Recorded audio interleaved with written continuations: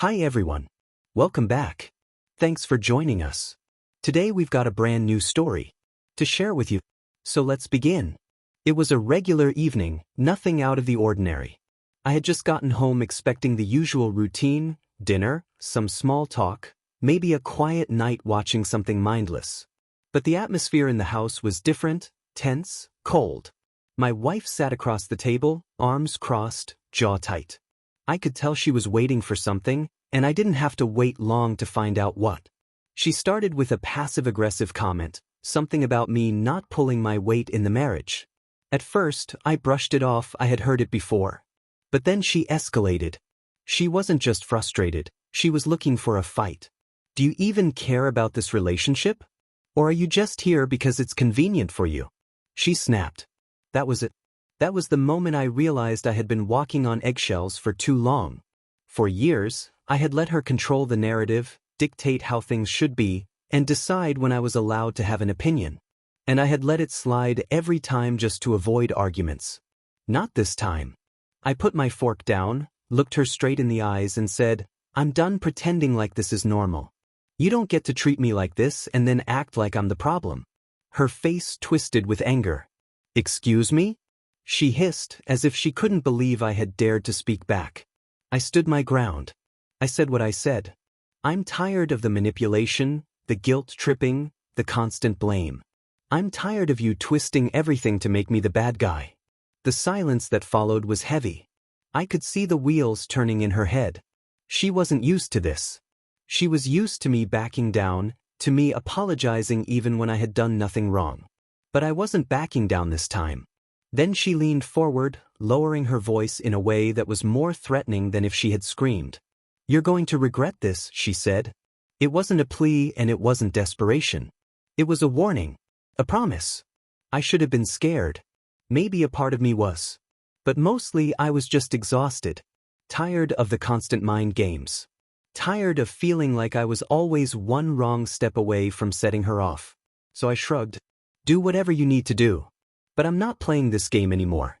Her expression darkened. She got up, stormed out of the room and slammed the door behind her.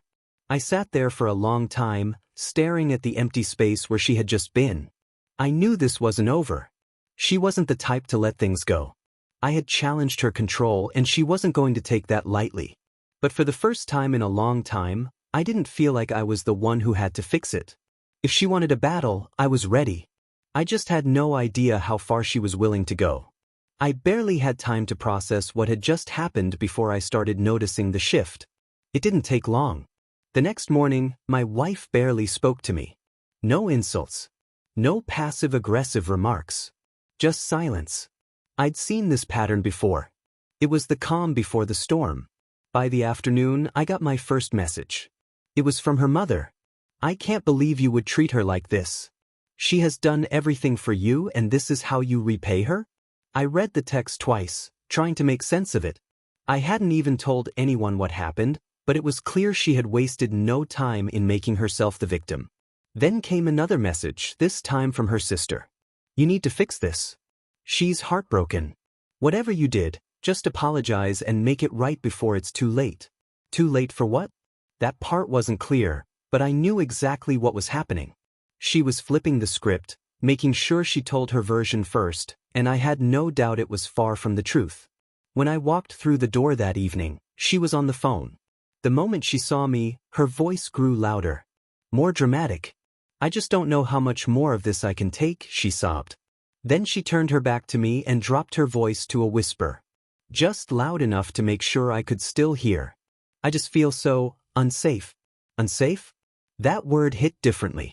It was calculated. It was meant to destroy my credibility in an instant. I kept my mouth shut and walked past her. I wasn't going to play into this. But she was good. Too good. Because by the time I checked my phone again, I had missed calls from nearly every member of her family. It didn't stop there. The next few days, I felt the isolation creeping in. Calls I used to get from her family stopped coming. People who were once warm and friendly now gave me short, clipped responses. A couple of them flat out ignored me. At work, I could barely focus. My phone kept buzzing with messages that weren't even asking for my side. Just accusations. Just demands that I fix things. I tried explaining myself to one of her cousins, someone I had always gotten along with. But before I could even finish, he cut me off. Look, I don't know what happened, but she's family. And if she says you hurt her, I have to believe her. Hurt her? I knew she would twist things, but I never expected this. It wasn't just about making me the bad guy. She wanted to make sure I had no one left. And it was working. The silence at home turned suffocating. She barely looked at me, but I could feel her watching. She was waiting for me to crack. To give in and beg for her forgiveness. But I wouldn't. I knew the truth would come out eventually. The real question was, how much damage would she do before that happened? At that point, I knew I was fighting an uphill battle. My wife had gotten to everyone first, twisting the story in her favor. The way people looked at me had changed. Some avoided eye contact. Others gave me that patronizing, pitting glance like I was already a lost cause. It was frustrating, but I kept my mouth shut. I wasn't going to waste my breath defending myself to people who had already made up their minds. Then, something interesting happened. It started with a single message from her uncle. "Hey, can we talk?" That caught me off guard. He wasn't someone I had been particularly close with, but he had always been fair. Neutral. He wasn't one to get involved in drama unless there was a good reason. I agreed to meet. When I walked into the cafe, he was already waiting, his expression unreadable. He got straight to the point. "I need to hear it from you. What really happened?" I wasn't sure if it would even make a difference, but I told him. I laid out everything. How my wife had been manipulating situations for years. How I had finally stood up for myself. And how she immediately launched a smear campaign against me. He listened, nodding slowly. When I finished, he let out a long breath. I had a feeling something wasn't right, he admitted. Apparently, my wife's story had been falling apart in pieces. At first, she had painted herself as the innocent victim. But as more people asked questions, her details kept shifting. One day, she said I had screamed at her and broken things. The next, it was that I had emotionally abandoned her for months. Then, she started implying I had threatened her. Which was when people really started to take notice. Her stories aren't lining up, he said. And you're not the first person she's done this to. That part hit me like a ton of bricks. He told me that years ago, before we even met, she had pulled something similar with an ex-boyfriend. The same pattern, pushing, provoking. And when he finally had enough and stood up for himself, she played the victim and turned everyone against him. Back then it worked. No one had questioned her. But this time, people were starting to put the pieces together. A few days later, more cracks started to show. Her cousin, one of the first people who had turned against me, reached out. Hesitant at first, but then he admitted, "Look man, I think I was wrong about you." Little by little, the walls she had built around her story were crumbling. Her family wasn't stupid. They started talking among themselves, comparing stories and realizing she had been caught in too many contradictions. I didn't even have to defend myself anymore. The truth was spreading on its own. It didn't happen all at once, but I could feel the shift. The same people who had been so quick to judge me were now second-guessing everything they had heard.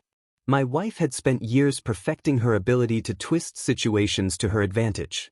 But this time, she had pushed too far.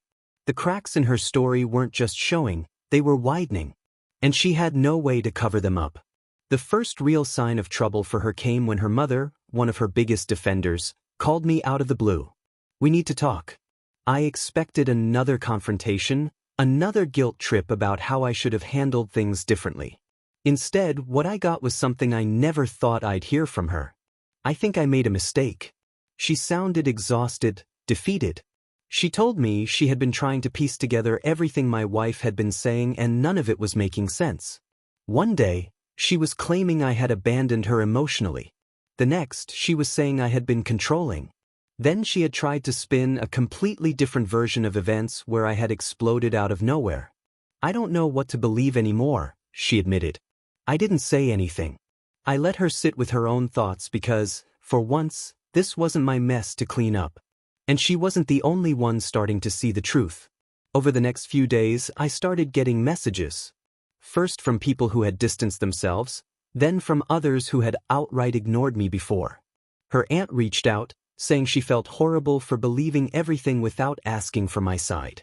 Her cousin, who had been so quick to jump to her defense, apologized and admitted he had been pressured into cutting me off. The biggest surprise came when her father, who had barely spoken a word to me throughout our marriage, showed up at my doorstep. "She's done this before, hasn't she?" he asked. I just nodded.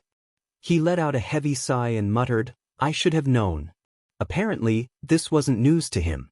He had seen her pull similar stunts as a teenager, turning people against each other, playing the victim whenever she was caught in a lie. He had hoped she had grown out of it. Clearly, she hadn't. With every conversation, every confession, the power she had held over the situation crumbled. She had relied on the fact that people would blindly believe her, that no one would think to challenge her version of events. But now, the very people she had counted on to support her were the ones questioning everything. I knew it was only a matter of time before she realized she had lost control, and I had no doubt she would do whatever she could to regain it. When my wife finally realized that she was losing control of the narrative, she did what she always did. She tried to regain it by any means necessary. But this time, she wasn't just trying to manipulate the situation. This time, she was desperate. It started small. She suddenly began acting like nothing had happened, as if the last few weeks of tearing me down and turning her family against me had been some kind of misunderstanding. One evening, she walked into the living room and sat next to me like everything was normal. "I think we should talk," she said, her voice softer than it had been in weeks. I didn't say anything. I just waited, knowing this wasn't an apology.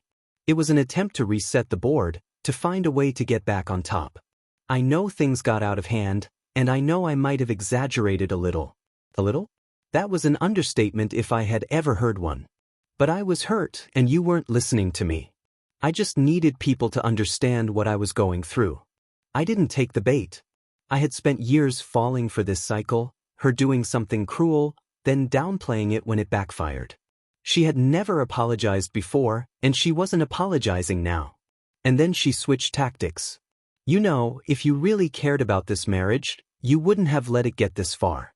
There it was, the blame shift, the attempt to make it seem like I was the one who had let everything spiral out of control. I looked at her, and for the first time, I saw exactly what she was. A person who couldn't handle the fact that her usual tricks weren't working. "We're past that," I said. Her face hardened. That softness, that fake vulnerability, disappeared in an instant. "So that's it?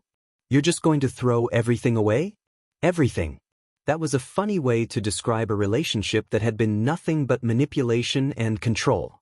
"Oh," I said. "You did that." She didn't have a response for that. She just stared at me for a long time before shaking her head and storming off. I thought that would be the end of it, that she would finally accept the inevitable. But I underestimated just how badly she needed to win. The next day, I started getting new messages. This time from mutual friends. She had switched strategies again. Since she couldn't control her family anymore, she was trying to paint me as the villain to everyone else. "I'm just so lost right now. He's completely shutting me out. And I don't know what I did wrong." That was the version she was spreading now. Not that I had hurt her. Not that I was dangerous. But that I was cruel and heartless, abandoning her when she needed me most. But this time it didn't work. Too many people had already seen the truth. Too many people had caught her in her own lies. And when she finally realized that she had no one left to manipulate, the last piece of control she had over me disappeared. When she realized she had no one left to manipulate, I expected some sort of last-ditch effort. Some dramatic stunt to try and pull me back in. But instead, she did something even more predictable. She pretended she didn't care. For the next few days, she barely spoke to me. She didn't try to fight anymore. Didn't try to spin new lies. It was like she had accepted defeat. But I knew her too well. This wasn't surrender. It was strategy.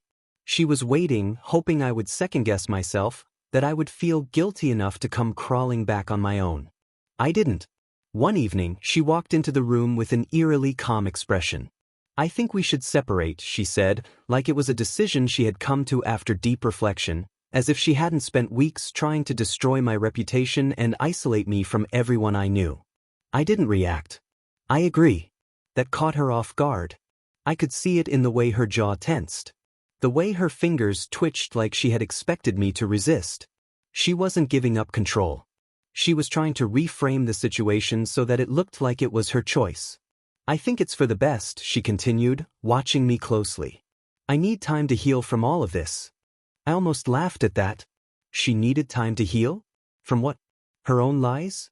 The mess she had created? But I didn't argue. I had nothing left to say to her. A week later, she moved out. And just like that, the house felt lighter. The silence, once suffocating, now felt peaceful. And then came the apologies. One by one, her family members reached out again. Some called. Others sent long messages, trying to justify why they had believed her so easily.